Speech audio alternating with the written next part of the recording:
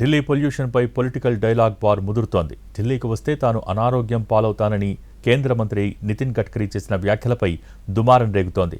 దేశ రాజధాని కాలుష్య కాసారమైందని ఆయన వ్యాఖ్యానించారు. దీనిపై ఆమ్ ఆద్మీ అధినేత అరవింద్ కేజ్రీవాల్ అభ్యంతరం వ్యక్తం చేశారు.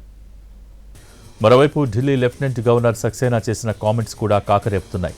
ఢిల్లీ పొల్యూషన్కు కారకుడు కేజ్రీవాల్ అని ఆరోపించారు. ఆయన నేతృత్వంలోని ప్రభుత్వంలో 11 ఏళ్ల పాటు ఢిల్లీలో పతాక స్థాయికి కాలుష్యం చేరిందని విమర్శించారు.